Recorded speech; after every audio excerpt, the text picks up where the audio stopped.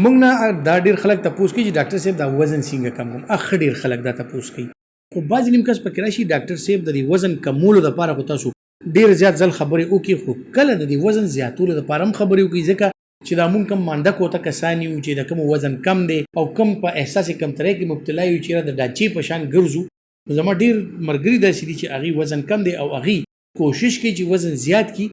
نو دا هغه په فرمایش باندې یو څو کسانو ماته ویلي چې ډاکټر صاحب هغه سيزونه هم خیا چې کم زمونږ د لپاره ضروری چې مونږ دا وزن زیات کو نو دا وزن به زیاتیږي څنګه اوس وزن کمیدل چې کم دي نو اکثر لا ډیر خلک داسي چې هغه جینیټیکلی داسي جوړي د هغه بنیادی دغه داسي فیمیلیل یا موروثي داسي چې د هغه په وجود کې غټواله نه راځي کاغي ډیر خوراک هم کوي لکه زموږ سومرګری دي ټیک ټاک خوراک کوي خډیر خوراک کوي ډاکټر صاحب غټيږي منه بس اندک کسي مانده ما نو دا جینیټک سیز هم دی بعد دین علاوه چې کوم دی بعض خلکو میټابولیک ریټ تیز وي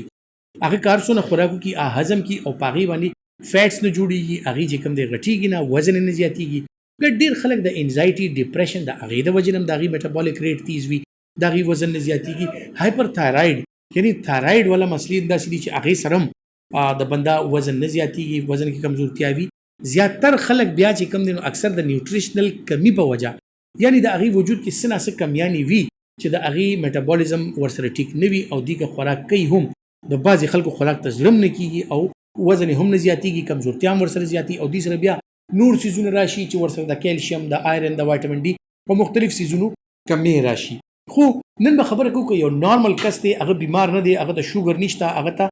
نور داسې مسلې نشته چې هغه سره د وزن کمیږي تایرايډ ټیک دی هغه ته ټي بي یا نور څه داسې بیماری نشته چې د هغه د وجنه پروتین کیلری میل نیوټریشن نشته چې د خوراک د کمی په وجه دا هغه چې کم دی وزن کم دی نن به خبرې کوو چې یو نارمل کس دی چې کم څه بیماری نشته خو دا وزن نه زیاتیږي نو دغه کسان چې کم دی به وزن څنګه زیاتي ګوره وزن زیاتول د لپاره د ټولو امپورټنت شی چې کم دی نو هغه فیټس دي او کاربوهایډریټس دي پروتینز دي د سيزونه دي چې کله د استعمال زیات وي نو د سره به بیلانس وي نو د سره به وزن زیاتیږي د چا چې وزن نه زیاتیږي نو په کاربوهایډریټس کې آلو چې کوم دی پکې خډیر کاربوهایډریټ دی کچالو کې خډیر کاربوهایډریټ دی د هغه استعمال زیات کوي دینه علاوه چې کوم دی نو وريجا چاول په دې کې کاربوهایډریټ دی د استعمال کې زیات کوي نو دی به کاربوهایډریټس په ته ملاويږي او د دبا د وزن زیاتېدو چانسز چې کوم دی نو هغه زیاتیږي بیا دینه علاوه راځو موږ هیلدی فیټس ته چې کدی وزن زیاتول غواړي نو کوم چې هیلدی فیټس دي یعنی هغه چربي چې کوم د لپاره صحتمند ده او د وجود د ډیل ډال چې کوم دی دا ورسره نارمل راځي نو په هغه کې پي دي شوملي دي ماست دي انډي استعمال دي چې څونه زیات کوي د سره د پروتینز ملاويږي د سره د هیلدی فیټس ملاويږي چې د هغه په وجه باندې کوم دی د وزن دا بل خوي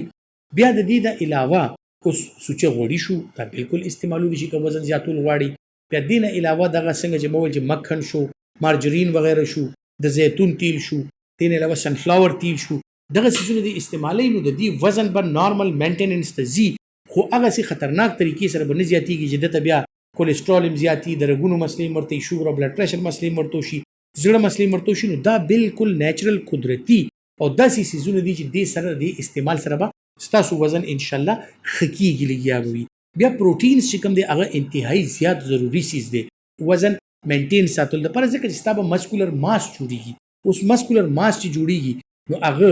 د اوبونه نه جوړیږي اج جوړیږي هغه لپاره ظاهره خبره پروتینز پکاري نو پدې کې دوه قسمه پروتینز دي چې کوم کې انیمل سورس پروتینز دي او پلانټ سورس پروتینز دي انیمل سورس پروتینز کې غوښه راغه غټه غوښه شولا مټن شولو سپینه غوښه د فش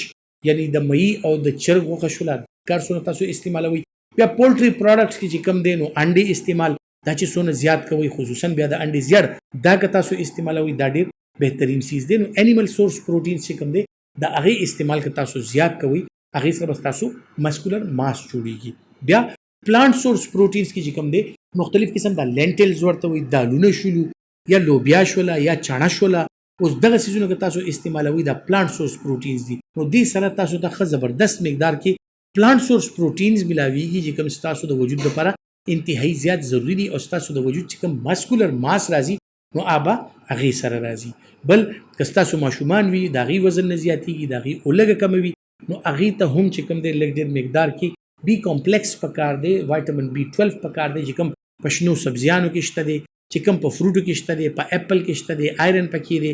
مڼه استعمال، چکندر استعمال، دغسې هر قسم د فروټ کا استعمال نو هغې سره سره چې کوم دی ته خپل وزن مینټین ساتلی شي، یا د کومو خلکو دا وزن چې کم دی نو دا ورسره مینټین ساتلی شي. ضروري نه ده چې ډیر زیات خوراک وکړي نو هغې سره به ته غټېږي. کوشش خوراک داسې وکړو چې اب بیلنس ډایټ وي، په هغې کې کاربوهایډریټس وي، په هغې کې پروټینز وي، په هغې کې فیټس وي، دا څیزونه پکې موجود وي نو هغې سره چې کوم دی ته خپل وزن مینټین ساتلی شي او د خپل کمزوري چې کوم ده دا لرې کولی شي. امید لرم چې دا معلومات به ستاسو لپاره فایدهمند وي، او که تاسو ګڼئ چې فایدهمند دي دا ویډیو لایک کړئ او زیاتو ملګرو سره شیر کړئ چې هغې ته هم دا فایدې میلو شي. خپل ډېر خیال ساتئ. الله پامان.